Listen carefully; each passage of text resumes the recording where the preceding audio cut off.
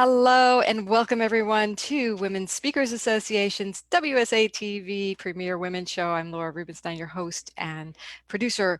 Today we're talking about connections, making those connections intentionally and being intentional with not only adults, but with children.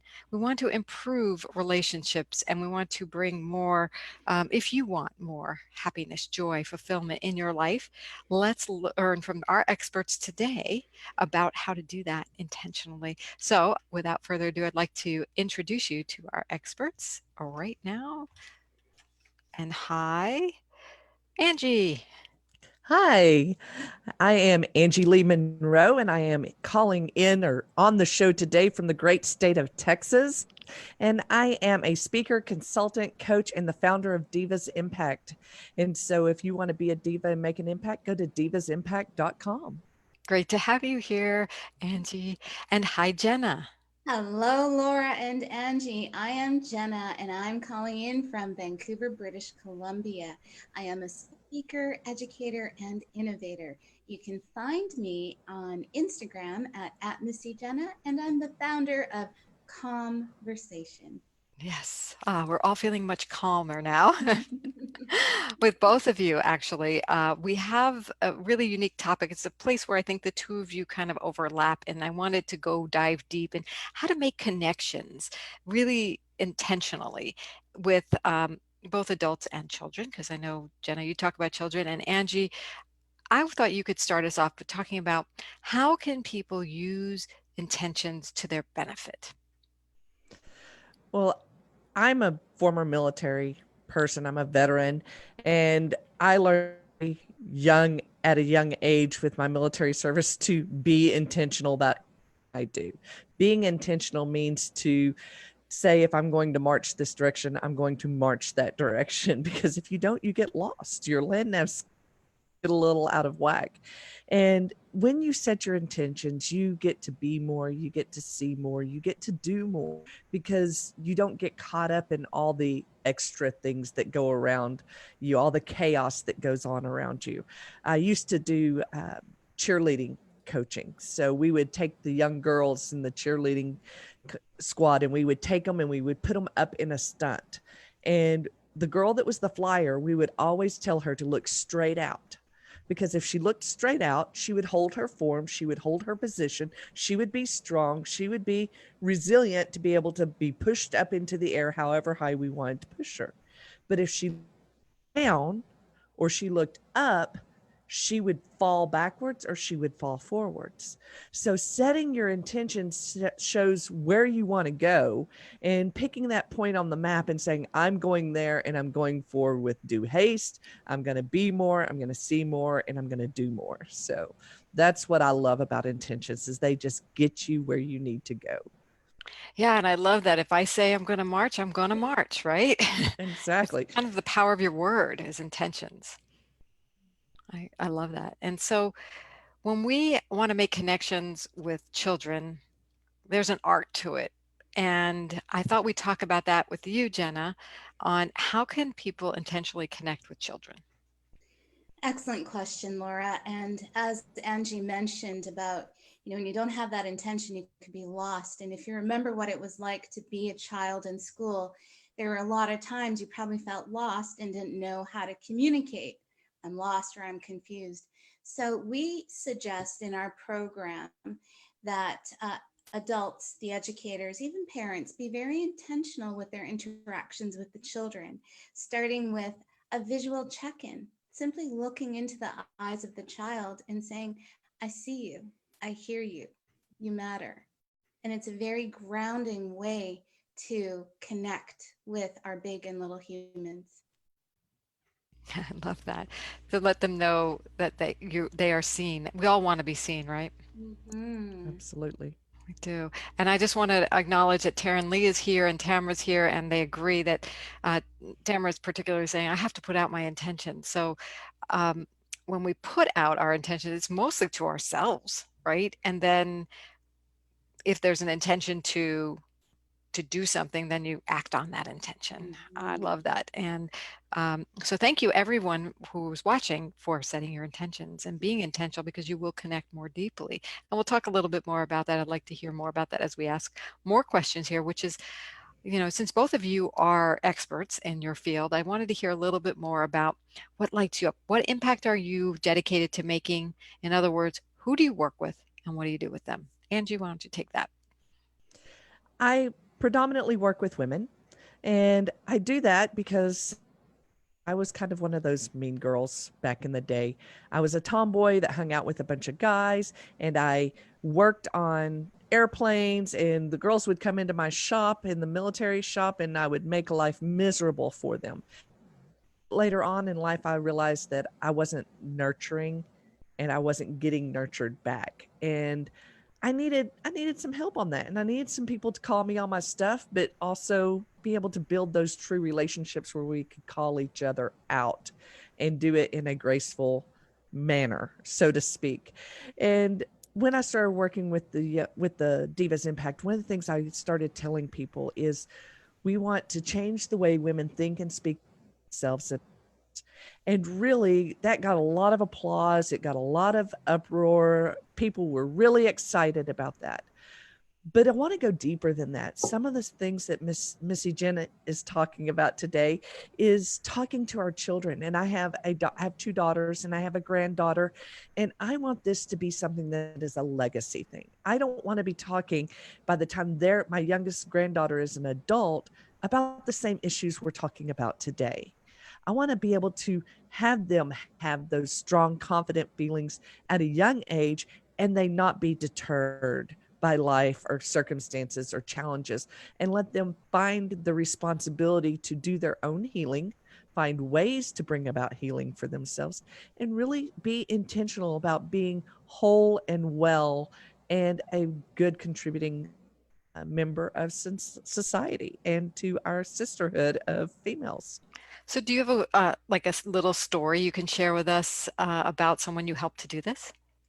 I do. There was a young lady a few years ago. I was at a business seminar, and I've been doing business seminars for 11 years or so. And I was at this table where they came up to ask for help. And this young lady came up and she says, "Women empowerment. You're talking about women empowerment?" And she kind of rolled her eyes. And I said, "Yes, I am." I said, "So what is it that you want to do with your life?" And she goes, "Well, I'm got a special needs son, and I'm thinking I'm needing to go into real estate or something like that where I can make big money really fast and get out on my own." I'm like, "Okay, so are you passionate about real estate?" Yeah.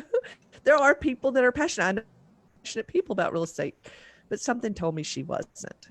And so I was, "Okay, tell me what you wanted to be when you were a little girl." And her answer was a nurse. And as she expressed to me about wanting to be this nurse and all the struggles her son had as a special needs child, I just looked at her. I said, "How awesome is it that the desire of your heart is directly in tune with you being the right mom for your son?" And from that conversation forward, she went on, she started a nonprofit that not only helped uh, other people that had special needs children, but helped them right at the moment when they got the diagnosis about the special needs, and built a nonprofit. And her passion for that far outweighs any passion she would have ever had for being a realtor. And she going blazing guns all over Texas right now, helping people be the best parents they can be for their children with special needs. And I love that. That's what I get jazzed about. I love that story, and I love the key points about how you challenged her to look within with a simple Exactly. question that was actually really easy to answer about what did you want to be when you grew up? And then you followed the little breadcrumbs to what is going on in her life and how could she fulfill on the basic need there. And that is all about connecting to one's internal intentions and bringing that out in the world. So, um, it's a really wise story, a story full of wisdom, shall I say. Thank you.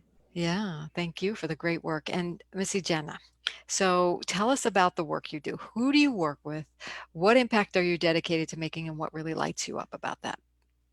All right. So Angie's question got me thinking about, what did I want to be when I was 5? What did I want to be when I was a little girl? And I wanted to be my kindergarten teacher. I loved her with all my heart and just felt the love that she had for all of us. And so the work that I do, flash forward many, many decades later, I am working with children in schools and have created a program to bring clarity into the learning process for children, give them voice to express, the questions they may have that typically they would feel reserved or unsure about sharing. So, conversation is a tool to help children discover who they are, their inner voices, their access to creativity, and also to support teachers because gosh, teachers have so much on their plates and there's so many demands on teachers on so many levels. So what I do, what brings me great joy is to provide a solution that can make a difference for children, for teachers, for principals, for parents. And that is truly what lights me up. And so many kids today are not excited about school, but you're changing that paradigm. You're helping them to connect to an intention so they can do that. Was that correct? Oh, yes. Laura, back in 2016, when we were testing the program, and I would go out to different classrooms to visit, hear the feedback from the students, one thing happened consistently no matter what school or classroom I was at. It seemed that one child would leave the classroom after I said my goodbyes. They would chase me down the hallway. And the first time this happened, the question was, who taught you to make this program? How did you know we needed this? And the first time I was asked that, I was really taken off guard. I didn't know how to respond. I could see the trepidation in the child's eyes, like, I just left my classroom to talk to you. And over time, I realized this is the greatest acknowledgement ever. And I was then, from that point forward, able to say to the children, you taught me. You taught me how to make this program. You taught me what you needed. What would you say is the biggest thing they taught you? The biggest thing the children have taught me is that it's so easy to be misunderstood as a child. It's so easy for a child to have uh, genuine intentions to do something. And from the adult perspective, it could look like it was misbehavior or not a good intention on the child's part. So I'd say it's a little bit clumsy, but it's really visual in my mind. They've taught me how easy it is to be misunderstood, and hence the 6 things kids wish adults understood better about being a child. And so I keep that close to my heart in the interactions with children and even with adults. What are those 6 things, by the way? Can you quickly share them? Well, you'd have to download the ebook to find out all Okay. 6 things, but I can tell you that one of the things that I think applies to everybody, not just children, is we have really big imaginations. Allow us that room to explore our imagination, and that is the access to creativity. Ooh, yes, access to creativity. Let kids do that because, when we give kids permission to do that, we're also giving it to ourselves, Totally, Laura. right? And again, the whole show today, connect through intention. So the intention is something we tend to ignore a lot of times. It's underneath our emotions. It's like, okay, the emotions are usually a result of the intention. If you feel heartbroken, it's because you want love, right? The intention of love. So let the intention inform you is kind of the message I'm getting from both of you about how to live a more connected life to adults, to children, to yourself. I love these conversations that we have, and I love the fact that you do conversations, CALM, versations, Jenna, and that Angie, you have the diva impact, making impact with divas, like with women bringing out their confidence. So that's what we do here at Women Speakers Association. And I just wanted to hear from each of you about this experience of being involved with Women Speakers Association. What has been the greatest value for you so far? Um, why don't you cover that, Angie? I think for me, the I get from Women's Speakers Association is that they are a group of women that are very like-minded with me. They are women that understand me, that get me, that know the struggles I'm going through behind the scenes, but know that the front of me never lets them see me sweat type mindset. And everybody thinks that standing on a stage, whether it be big or small, is just amazing. And there's a lot of things that go into it, a lot of preparation in the background that people just don't see for that small little time that's on stage. And having trusted partners like Lorianne Vaughn, who's is one of my dear friends, having her to be able to lean on and go, hey, can you talk me through this? Can you help me figure this out? And now knowing you, Laura, and Missy Jenna, and knowing there are other women that I can reach out to and go, hey, I have this challenge with expertise. How do I get from point A to point B? And that you're not going to hold me back because you want to go there. You're going to help me go there with you if you've not been there yourself. And I love that. I love it too. Well said. The lean on each other aspect, and you'll find those women here. And Jenna, how about you? What is the value of Women Speakers Association for you? Oh, the value of being a part of the Women Speaker Association has really been phenomenal. I got to be one of the co authors of The Voices of the 21st Century, and that was an incredible community spirit all throughout the time as we're preparing for the book launch, working together, the supportive nature. And as Angie mentioned, it's not a competitive arena. It's a so supportive and nurturing. And if you have a challenge, people are so quick to jump up and offer support.